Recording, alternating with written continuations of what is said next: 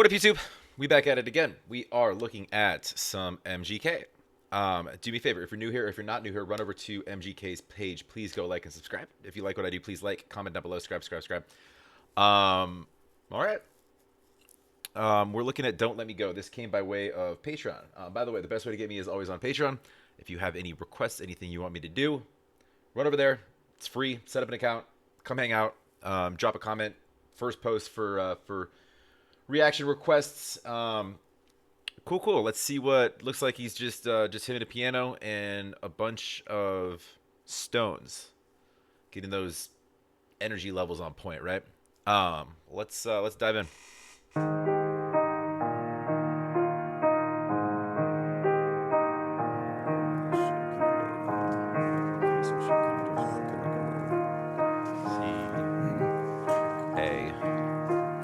Lately my thoughts eating me alive.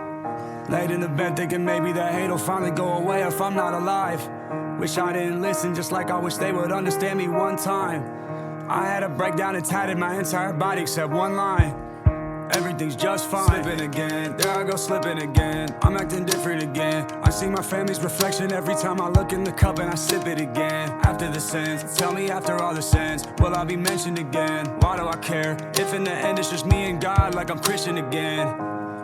Yeah, just let him bring the beat in. Before my dad left this earth, he made sure I took on every quality I didn't want. I was supposed to die at birth, gave me a chance and I fucked it up, give me another one. I've been running from secrets I hid as a kid and I never confronted them. I just called mom, said I forgive her for not being there when I needed one. I'm coming back, just let me go. I'm coming back, just let me go, yeah. I'm coming back, just let me go. I'm coming back, don't let me go. Who am I when the music stops? And the character that I've been playing is really just broken and fucking lost. I swear I've been telling you over and over again in all of these songs, but they don't hear nothing I'm writing cause they're too busy trying to write me off.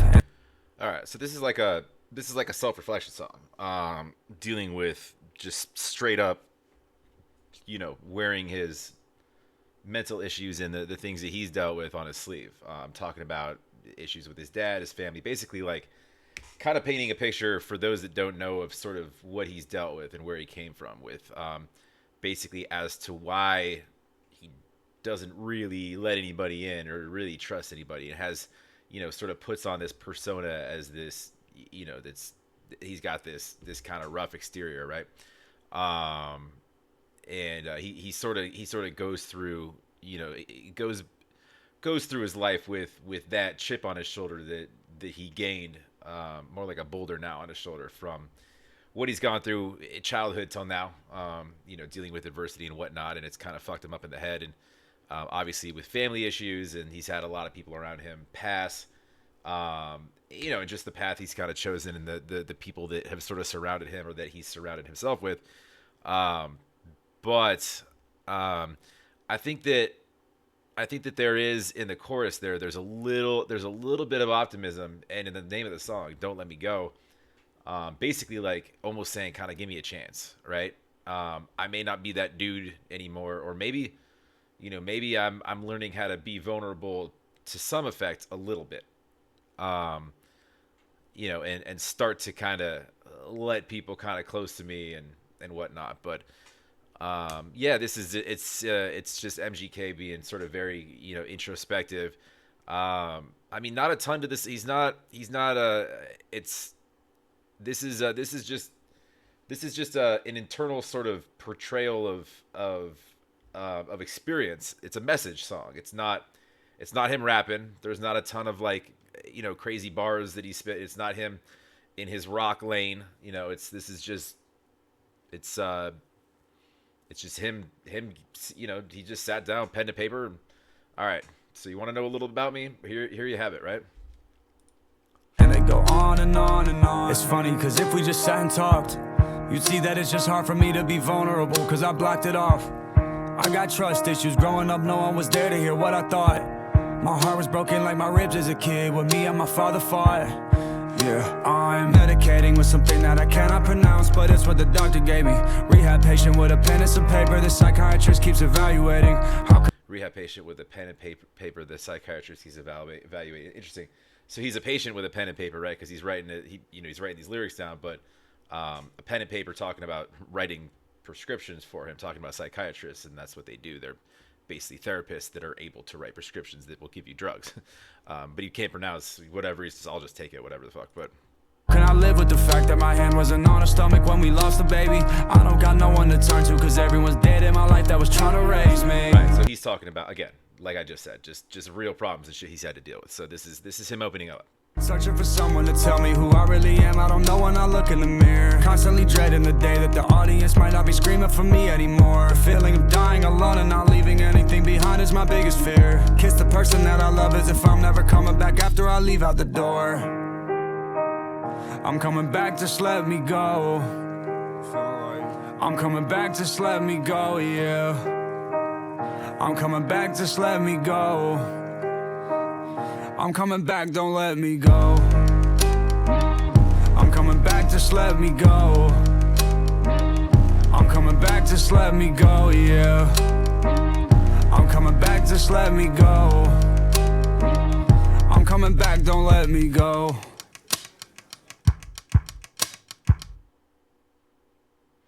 Interesting. I'm coming back, just let me go. And then he switched it up to I'm coming back, don't let me go. And that's how he ended it, right? So it's that push-pull, right? With pushing people away, but still ultimately just wanting somebody that might actually give a fuck to hang on to you, right?